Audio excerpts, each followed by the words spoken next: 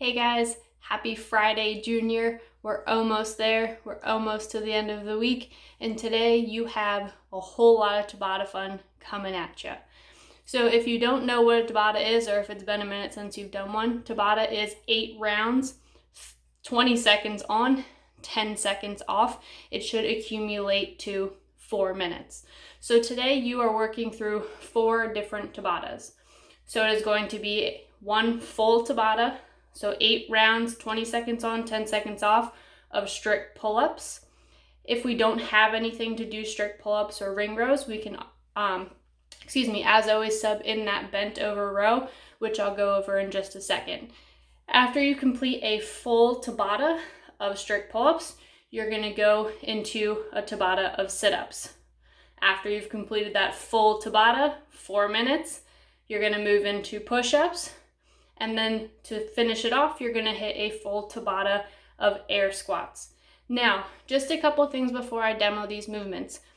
As with anything, or anytime we do something where you're working for a certain amount of time, you wanna think about having a certain number of reps to reach, a goal number throughout that 20 seconds of work and 10 seconds of rest.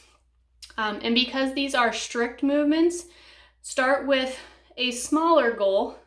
And as you work towards the end of the Tabata, if you still feel like you have some left in the tank, up that number just a little bit. It's better than starting with a huge number and burning yourself out, because with strict movements, when they're gone, usually they're gone. So we want to conserve them for as long as we can. So for these movements, like I said with our strict pull-ups, if you don't have anything to do strict pull-ups, grab those dumbbells or kettlebells, and we can certainly do some bent over rows. So what that's gonna look like is, again, bent over, row up and down. If you don't feel comfortable just bending over and doing your row, a chair or a box in front of you to support that other arm will work just fine. Now in terms of our sit-ups, if we don't have an ab mat, that's okay. We still wanna try and work through the standards as best we can.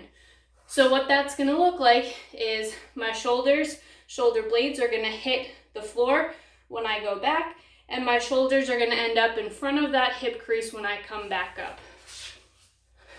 So shoulder blades on the ground, shoulders in front of that hip crease on the way up. Crushing it. So with our push-ups, as always, we want that full chest to deck motion. We want to make sure we keep those elbows nice and close. No chicken wings, always good to eat. Not so good with our movements. It's rough on the shoulders. It's not going to feel good. It's a really easy way to injure yourself. So keep those elbows nice and tucked in. If we can't get that full chest to deck motion, a box, a chair, couch, stairs, whatever you can, just to elevate yourself a little bit and allow your chest to touch whatever it is that you're using. And then lastly, with those air squats, again, seems silly to be going over these standards, but sometimes we forget with those simpler movements, especially when we're moving fast. With air squats, smooth is fast. So we want to remember when we go down, we're going to break parallel, and then we want to keep that chest nice and upright. On the way up, we're going to stand to full extension, hips open up all the way. So that means we don't want any of these, right, where we're not even going to parallel, or some of that stripper booty action, okay? So just hold yourself to a high standard, have fun, and remember to conserve those strict movements while you still have them. Get after it.